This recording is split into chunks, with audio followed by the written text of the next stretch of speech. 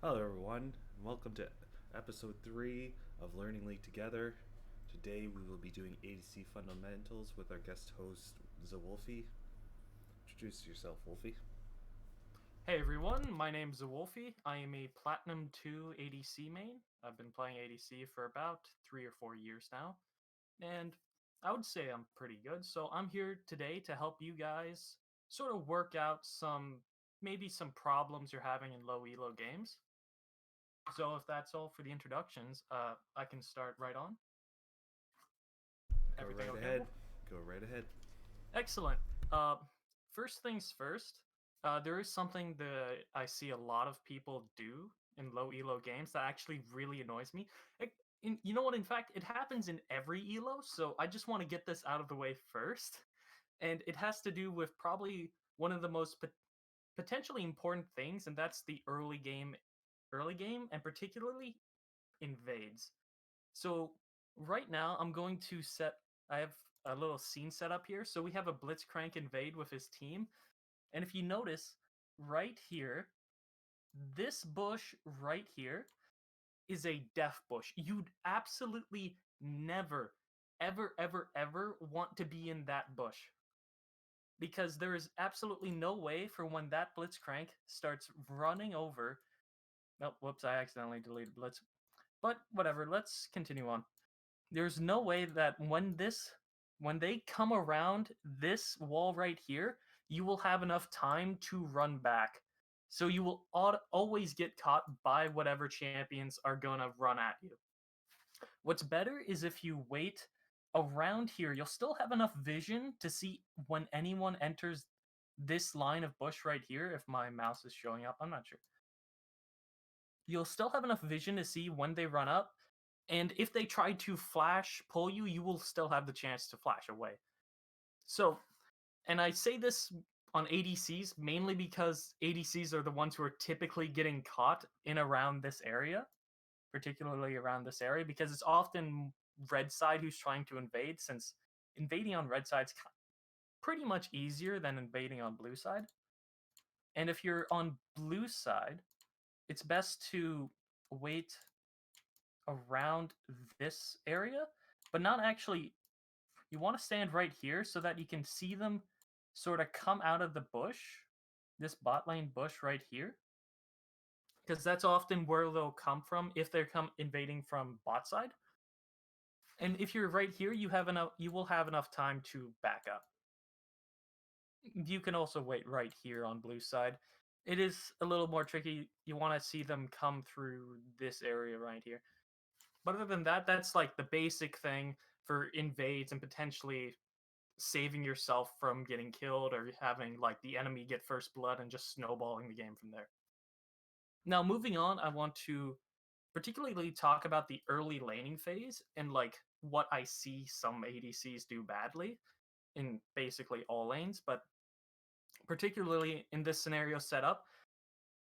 Per se, you're the Jinx in this scenario. You're facing a Caitlyn Lux. You have a Janna support. So this is like a pretty much even lane, sort of. But particularly, there shouldn't be too much all in fighting. If not, there's going to be a few autos traded back and forth. Soraka Qs, Janna Ws, both doing poke damage, but there shouldn't be any real fights. So in this lane, you're just looking to farm. And as an ADC, farming early game is really good. Just farming in general is really important since you need more items than most other champions.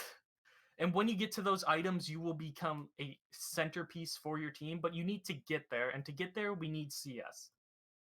So when CSing in lanes like this, oftentimes you'll see a Caitlyn try to auto push the wave, or like any enemy ADCs will just constantly hit the minions and hit your minions and kill them and try to and push the wave. So what I see a lot of other ADCs, say the Jinx in this scenario, you will also just auto hit the wave and like keep the wave in an even state around here. If not, like when you're facing a push, someone who's very much better at pushing, like Caitlyn, she'll spam her Q and just force you and your Janna under tower. The best case scenario for you is to not just auto push back, like hitting minions whatever you can. Because an important thing when you're playing on side lanes, so whether you're bot lane or top lane, is wave management. This doesn't apply as much for mid because wave management is a little easier since it's a shorter lane. But in bot lane, it's particularly important due to how it's a 2-on-2 and junglers can easily influence these matchups. So if you have your so what I'm trying to say is freezing. We want to freeze at about right here or right here because having their bot lane forcibly pushed up here is excellent. So we don't want the minions to hit the tower, but we also don't want all the minions to die. So that's why I'm saying don't just randomly auto attack minions. Try to have an idea of where you want this lane to be. If you're facing a Caitlyn Soraka, getting your wave frozen near your tower is the best case scenario since they are often susceptible to ganks from any jungler, and that's how you'll snowball this lane if you can get kills. If not, just getting the minions right here is just excellent in general. Not just for ganks, but it does become a little easier to CS if you're like kind of close to tower and maybe want to get some tower hits in. But generally speaking, freezing excellent. But what happens if you accidentally push the wave towards them and they get an opportunity to freeze the wave near their tower? Well, what you're going to do in this scenario is think about this. So what to properly do a freeze, you need about 3-ish caster minions, 3-ish more caster minions compared to your enemy. So an even wave, 3 melees, 3 casters. So what we want, so to get a proper freeze off, you need more casters or you just need more minions in general than the enemy. Casters are the easiest to pull off because they're they're ranged minions, so they don't really take a whole lot of damage.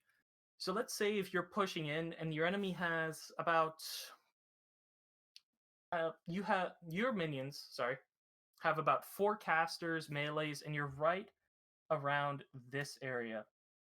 So what you want to do is see if the enemy ADC is auto attacking minions endlessly. If they're doing that in this scenario, what you should do is stop auto attacking the wave and just try to let the enemy ADC push the wave back to you, because that's where you honestly want the wave back to you. Back to you, either frozen in the middle or frozen by your tower. So what you have to try to do is see if the enemy ADC either auto attacks your minions endlessly, or perhaps uh, or perhaps if they're not auto attacking the minions. So let's say if they're not auto attacking the minions and they're trying to make a freeze against you, so you have to break the freeze. First off, you want kind of good ward coverage in case you get ganked, because freezes often result in ganks. However, to break a freeze, you need to use everything in your possession to break a freeze. So auto attack. So in this case, Jinx, you should switch to rockets and try hitting Caitlyn's backline minions, her caster minions.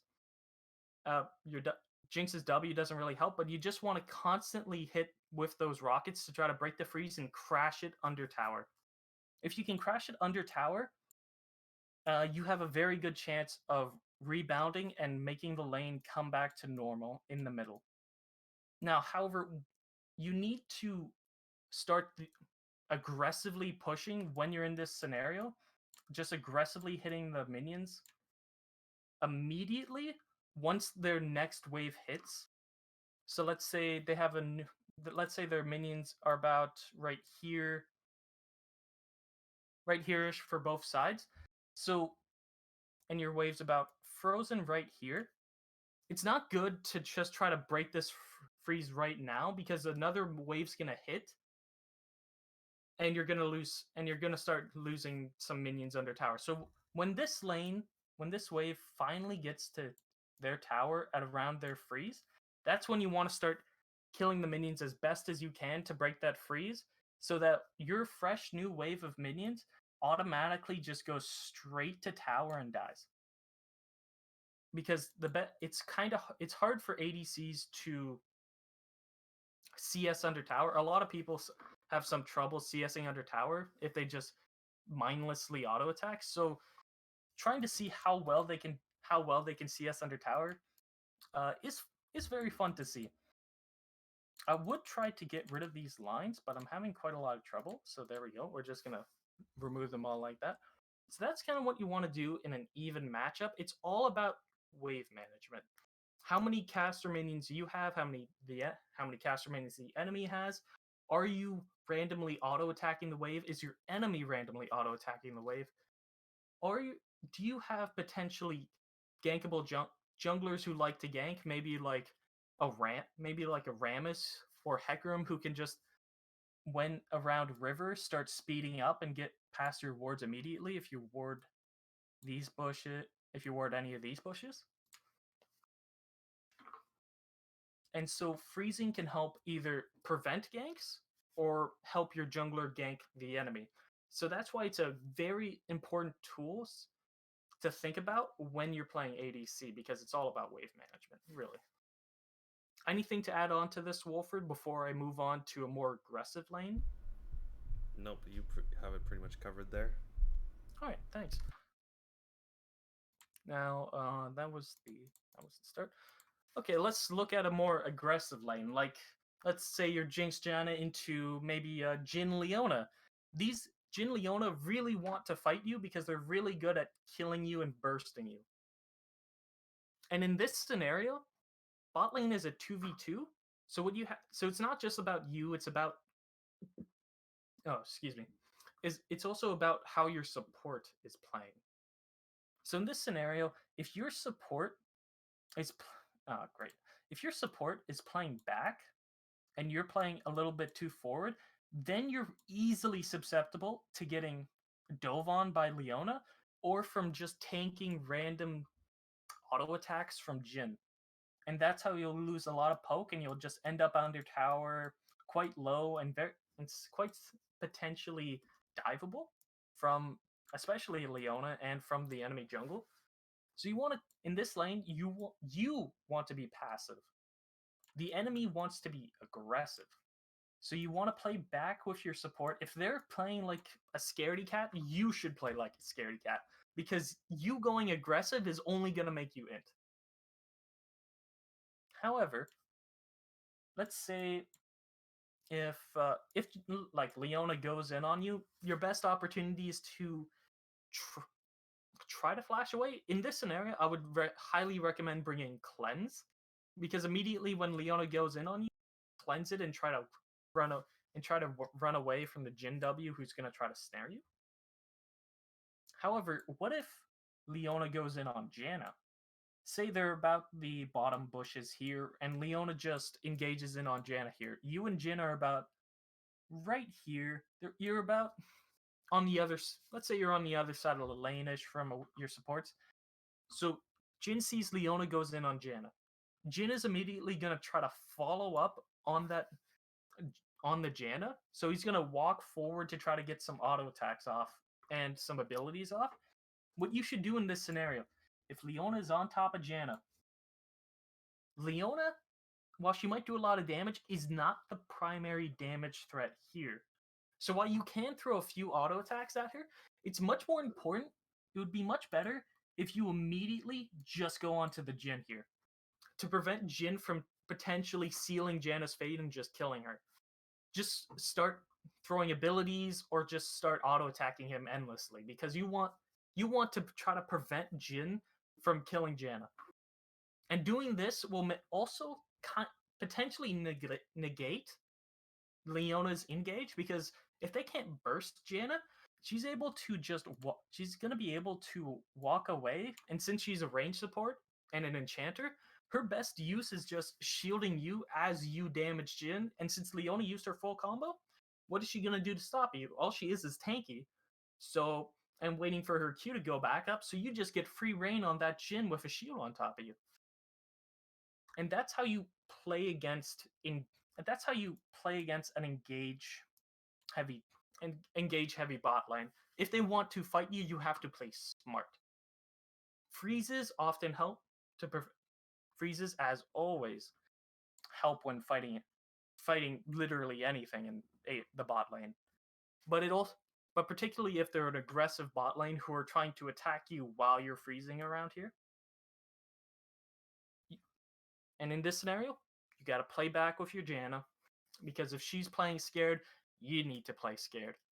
But however, if they go in on Janna and not you, you have to stand out for your Janna, and you have to go after that Jhin. Because it's no point attacking the enemy support if the other AD carry is serving themselves on a platter for you. You just have to take what you can get in this scenario. A classic way to visualize this is to imagine a triangle. So if you were to set up two triangles, one triangle being the bottom half with you and your Janna to the closest person on the enemy team, and then back to you, and then their triangle is the Jhin and the Leona, and either to you or Janna. Whoever's triangle is smaller can get to that person quicker. So let's say you're up and Janna's behind you. Naturally, your triangle is a lot bigger in order to get to anyone on their side than it would be for them to get to you. So it's easier for you to get caught out because the Janna has to move that extra bit in order to match up triangles with you. Yeah, if I can do this for a second. I think this is what you're talking about, right? Yeah. Oh my god, I have so many. I have so much. Oh, that's it. That's how I get rid of blinds. Okay, there we go. And if I I should get some different colored lines. Then green. Yeah, kind of like that. Yeah, exactly like that. So laning phase, yeah. Sorry, go ahead. So let's say, given my example, you now as the Jinx start to move up, so that way you're more in line with the river. Now you no longer have yourself an equilateral triangle. You now have a obtuse angle, because you are much closer to them collectively than the Janna is to you and them.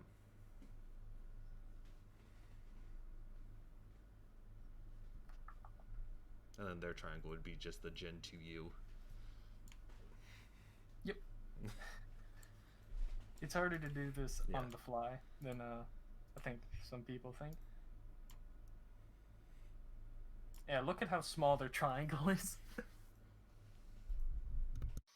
And this is what happens if you play up as an ADC, but your support is not playing up with you. And since your champion often lacks agency on its own, it heavily relies on teammates. So when you play aggressive but nobody else is, you are inting. But also note that if your support is playing aggressive and you are not, you're also kind of trolling, because you are tied to your babysitter. So you got to do what your babysitter does. If your babysitter wants to play back, you play back. If your babysitter wants to play aggressive, well, damn, bro, you gotta int with him. Unless you want to get flamed. But, that just happens all the time. So I think another thing we need to touch on, because this is about all I have to say for aggressive lanes, unless there's anything you want to add more, Walford. No, that's pretty much the basis of that. Okay. So moving out of the lanes right now, we want to look into another big pitfall that we often see ADCs fall into when it comes mid-game. Because mid-game, you will often see across the board, but thinking in the mind of an ADC, you will see a drop-off on CS. So when everybody's not at an assigned lane, just sitting there CSing minions, people stop CSing come mid-game. Because everybody's running around just looking for dumb fights. So come mid game, it's usually when some towers are falling or when objectives are becoming more prevalent, like maybe second to third dragon is starting to be taken. Second Herald is either up for the taking or is currently taken. ADCs will 80 bot lanes will typically move towards the mid lane. However, uh, most teams, especially in solo queue, don't know how to play side lanes, so you will often still see a mid laner in the mid lane. So here's Anivia. So if, in this particular scenario, you're walking towards mid lane because let's say you just got tower bot and their bot lane's also moving mid. You just got tower bot, you reset, and now you need to look towards what you're going to do next. What you should be thinking right now is how can I get more CS? Because Dragon's currently down, Rift Herald's not up. So there's no real objective to go towards. And as an ADC, I need to be up on farm, I need to be farming. So you're walking towards mid lane because that's where you kind of need to be to go to either objective. However, your Anivia's still there, and there's currently a wave about right here-ish. And Anivia is currently killing that wave because she just had it pushed into her. What should you, as an ADC, do right now? Do you walk up to mid lane after Anivia's already cleared the lane to do nothing because there's no minions there and minions will not come for another like 5 seconds or something? 5 to 10 seconds. So you're just sitting there kind of doing nothing, just waiting around. And if you're doing that, that's that's really bad because you need to be doing something, you need to be CSing. So what you should be thinking in this scenario is what jungle camps are up? Because I feel like a lot of people don't realize that jungle camps are an option. They're not just for junglers. You can take them if your jungler's nowhere nearby, just feel free to take a jungle camp. So let's say all the bot lane camps are up and your jungler's currently moving about up in top lane. So what you could do as an ADC right now, if Anivia is catching the wave mid, is instead of just rushing mid lane to do nothing, how about you instead go around bot side, either go straight to Raptors, depending on when the next wave is coming, which you can tell by just looking at your own base to see where the wave's at. Wave's kind of about there. It's gonna take a little bit to get to lane. So let's just run down and grab some. Krugs while Anivia is clearing the wave mid because you don't want to share XP with Anivia.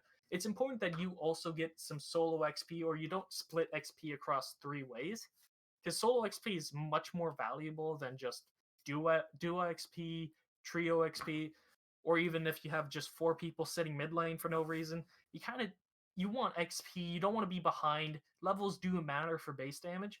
So let's go bot lane, grab some Krugs, red buffs down, so we can't get that, and we just start clearing out our bot lane camps.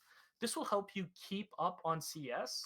Each camp is about 4 CS, so it's roughly better than 1 minion wave. And after Anivia clears this wave mid, she might just go back to base, and then you can come here to catch when the next wave comes. And while Jhin just roamed up, his mid lane also backed, and he's just sitting here doing nothing, waiting. You just collected 8 CS, and now you're here to catch another 6 CS, 7 CS. So you're actively creating an advantage for yourself in the situation to try to make yourself stronger than the enemy ADC. And if one ADC is clearly stronger, then that ADC is going to roll over while the enemy ADC, the one that's weaker, is just going to do nothing. And that's how you should be thinking when it comes to mid game. What jungle camps are up? What can I take? And do I have an enchanter support where I can request some shields so I don't take as much damage from jungle camps? Because you want to kite the jungle camps, they do hurt. So instead of just sitting there auto attacking and getting hurt by Gromp, maybe move around a bit or try to lead wolves around a merry-go-round so you don't take as much damage while also maximizing CS so that when you come back to mid lane, Leona doesn't see a perfect opportunity to flash engage on you because you're like half HP or under half HP. So if you got an enchanter support, maybe ask them to come help you unless go tell them to ward or something. Because warding is also important mid game. But yeah, no, maximize your CS come mid game so you can stay on board or on track with the game. If not, try to be ahead. Yeah. Anything you want to add on to CSing mid game, Wolford? Or okay.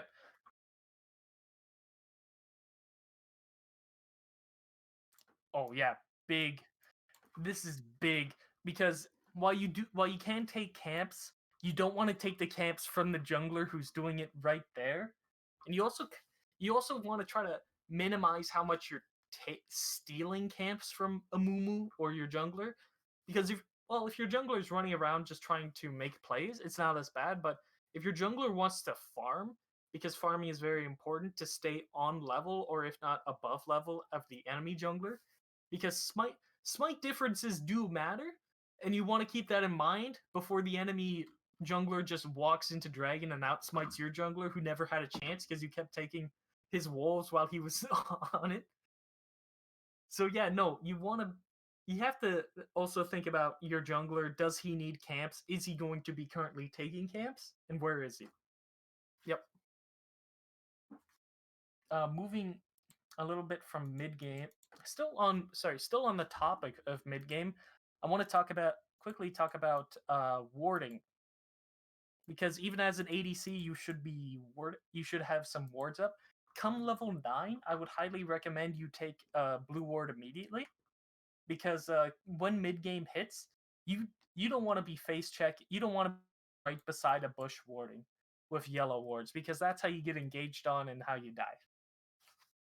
So come level 9, I immediately recommend you switch to blue ward, and if an objective is not up, I would recommend try to ward around the backside or one of the enemy jungle camps. So maybe wolves, raptors kind of area, or right around here, maybe around here.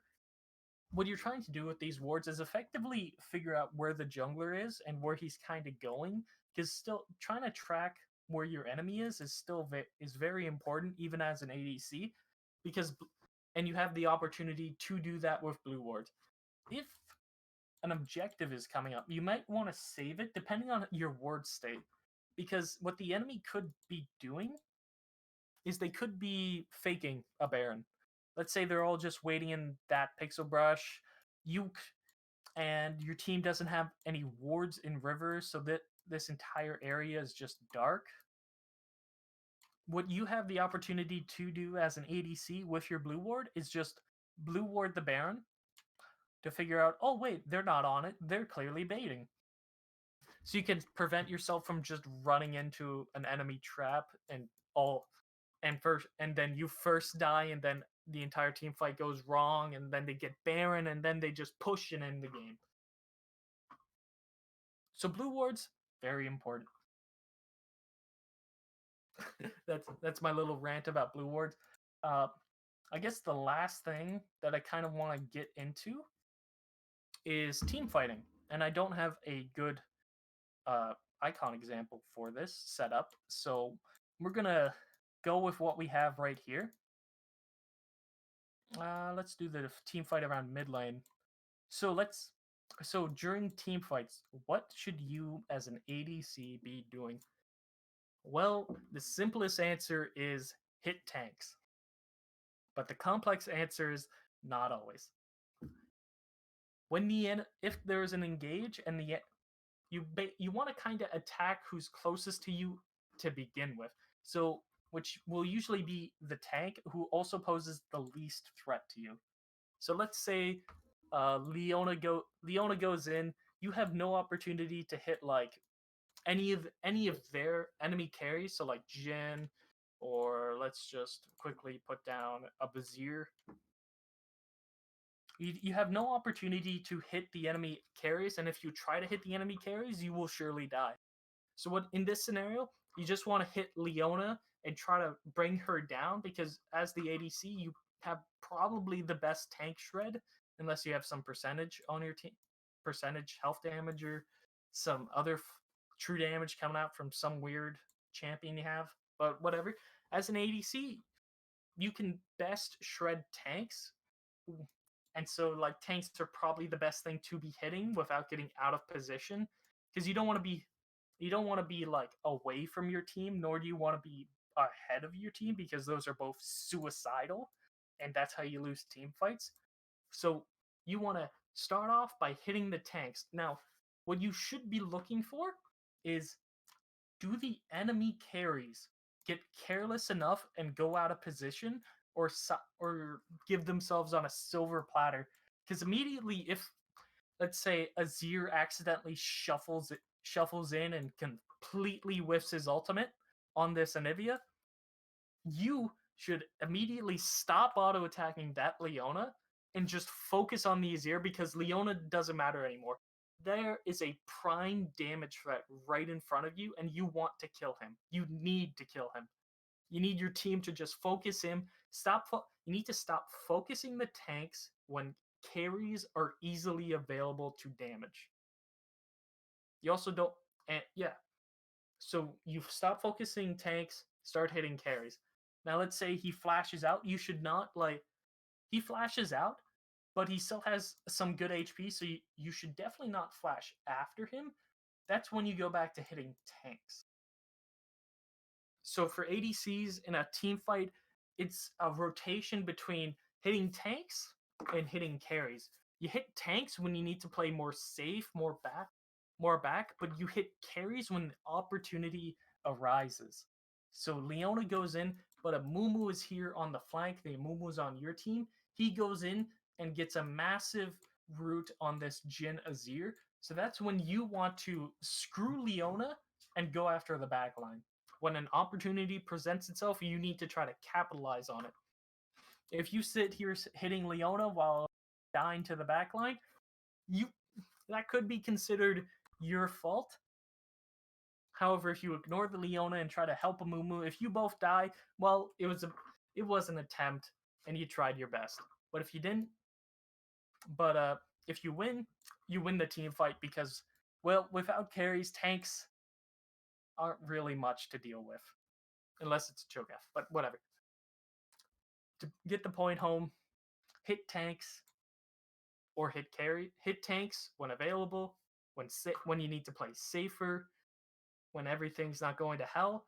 Hit carries when you're in a favorable position. And that's the main tenet to playing an ADC during team fights. Anything to add, Wolford? No, that's pretty good. We're gonna close out that part right now because we have a decent question here. Oh, okay. So the question goes: I like to play late game ADCs, but as of recently, haven't been able to get any games going past 25 minutes. How can I help contribute to my teams more when I'm quite low on item spikes? Yeah, item spikes. Okay. All right. So I would say Jinx is a more late game oriented ADC, but if you're playing a scaling ADC, it is a little hard to help your team early on to affect the game. If like your jungler and your top lane and your mid all die topside, it's really hard to play that. But what you can do as a late game, even as a late game ADC, is during the laning phase, if your jungler is heading to crab, you want to push up your lane and try to head with him, because maybe the enemy jungler is stupid enough to contest a crab without lane prio. That's how you can try to help your team early on. But generally speaking, let's say you can't do something like that. As a late game scaler, it's definitely you want to try to farm up as best as you can. And in low and what you might have to do is you might have to try to follow your team around, because sometimes teams just like to fight constantly. And as a late game ADC, even though if you want to farm, but if your team is being hyper aggressive, it might be best to leave your lane and try to help your aggressive teammates. Let Just saying, in the early game, it may end up harming you, but it may also be your best shot at trying to scale up and try to grab a random kill in the and try to grab a random kill in those scenarios. However, if you don't feel like you want to just run around the map, which is perfectly fine, trying to run around the map, trying to grab random kills, it is definitely, you should try to focus on your micro and trying to get as perfect a CS as possible or early game, so you can try to build up a nice, so you can try to start building towards those nice items. And wave management will very much help you try to freeze your lane near your tower. But if you ever see your jungler doing something aggressive bot side, so like either trying to invade, go for a dragon, or go for a scuttle, that's when you need to start pushing up. That's when you need to start trying to push up the wave so you can assist your jungler. You can't you have in this you have to play around your jungler if you're bot side, because your mid laner, it's kind of hard to play around them. Your support should usually be the one who tries to affect mid lane more rather than you. You should try to be picking up as much CS as you can bot side while trying not to die. But if your jungler is doing something aggressive, follow him. That's your best bet to affect the game. Follow your jungler, and if he's gonna do something dumb, like try to invade while you're pushed up against your tower, it might be best to ping careful, or just ping bot side that you're pushed up and you can't help him if he's doing something dumb. If you ever see your bot lane leave for a moment and you get pushed under tower and you don't see that Leona, just to start pinging missing or pinging careful around this river, because a Mumu might be getting dove in their jungle, and that's how the enemy gets a lead, and you start getting, and even your CS advantage can't help you. So that's what I kind of say to playing as a hyperscale ADC. It's pretty well said. And with that, we're gonna wrap it up here. Thank you for coming on, Wolfie. Hey, thanks for having me, guys. Thank you everyone for watching. And goodbye. Goodbye.